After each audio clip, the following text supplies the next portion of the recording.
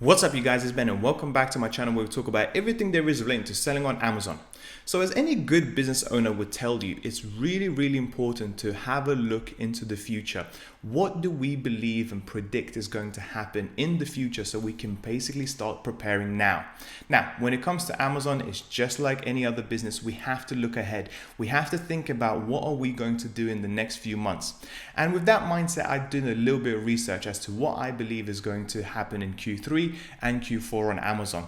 And I've actually came across quite a few statistics that quite frankly scare me. And this is exactly what I wanted to share with you guys today, because watching this video and taking proactive action now in the month of August and September can alleviate a lot of problems that you may be facing and challenges that you may be facing much more later down the line. Because I personally believe that this Q4 is going to be extremely busy for all of us Amazon FBA sellers. So taking some sort of proactive action now is really important. So in this video, what I want to do is show you a few charts and explain exactly what I'm talking about. And then also, just as importantly, I will actually tell you what my plans are for the very near future to make sure I'm fully and very well prepared for what's about to come.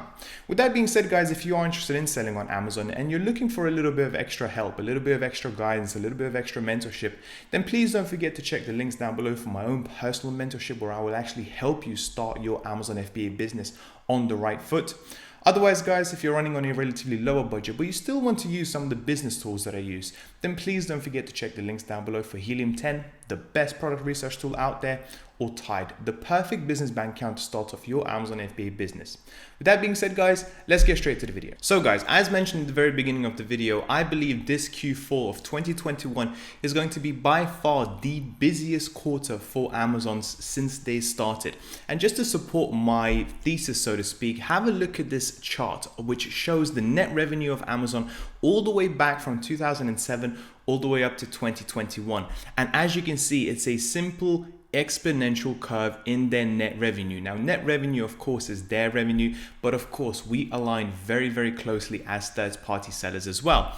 And what do you think these bumps along this road are each and every single year? Those, quite frankly, are the Q4 numbers, okay? Because a lot of people use Amazon and their amazing customer service and their amazing convenience that they provide to buy various goods and services when it comes to Christmas, when it comes to gifts, and so on and so forth.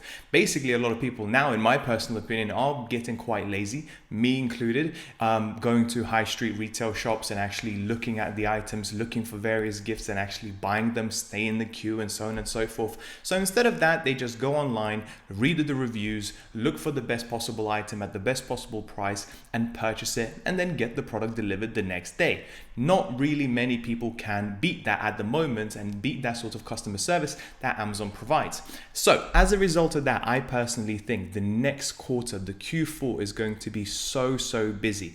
And that is the good news. Now, let's move on to the bad news. Well, the first bit of bad news is the fact that the freight prices continue to rise, okay? Look at the increase in the freight costs for 40-foot containers over the last year. This is not going from 2007 or anything like that. This is actually literally showing us a year and a half. Right before the pandemic, it was relatively low, and all of a sudden, as the surge in online sales gone up, straight away there's the more demand for various Asian goods, and therefore there's not enough containers to go around. So what do freight forwarders do?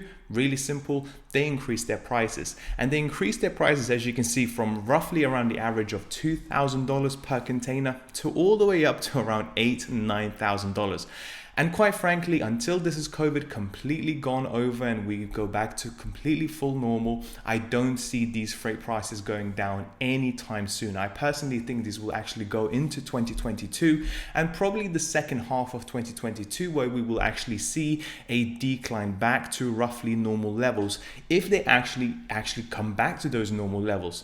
Okay, now the next bit of bad news that I want to show you, and I'm really hate myself for actually showing you these bad news, but in my personal opinion, it's really important for you guys to see, because watching these and seeing this at the moment and what's actually going on, allows you to actually prepare for the future. Actually understanding on what's going on can get you making better business decisions, because then you have all the information available to you to make those decisions. So as you can see here, look at the ocean and air freight rate changes as well. Again, this is starting from March the 1st of 2020 at the baseline of 100%. And ever since then, those have increased by 400% via ocean rates.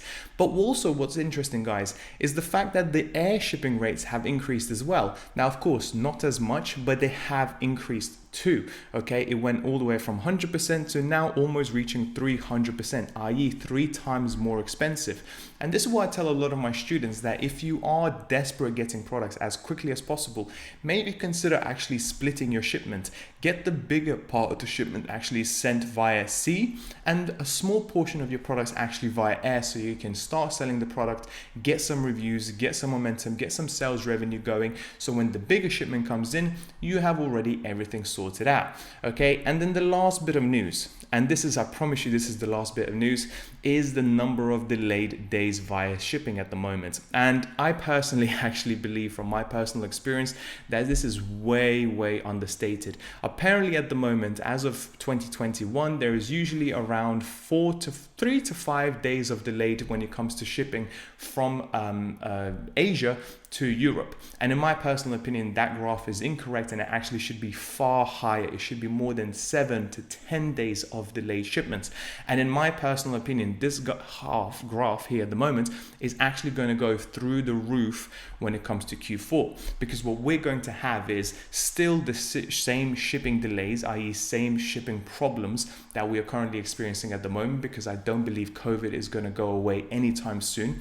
We're going to see a massive increase in demand like we do with every Q4, and therefore I think we're going to see a massive increase in shipping prices. I actually believe that this price is actually going to go above $10,000 in the very near future before coming back down.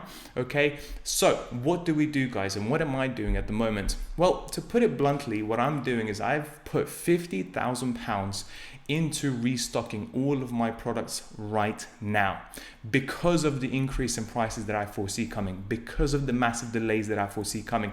I want to get as many of my products in as quickly as possible. I want to be ready for Christmas by latest 1st of November. And this is really important. And the reason why I say that, guys, is because this quarter is going to be different. It's not going to be about who's going to be on page 1 to get the most amount of sales from Christmas.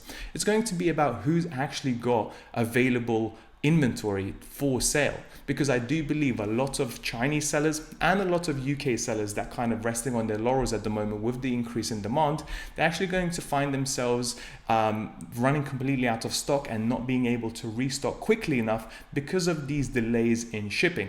So my personal advice to all of my students and all of the people that are watching this video at the moment is start thinking about this now. Okay, instead of ordering 500 units, maybe consider ordering whatever you need to last you up until the end of the year, because these shipping delays are here to stay for the very near future.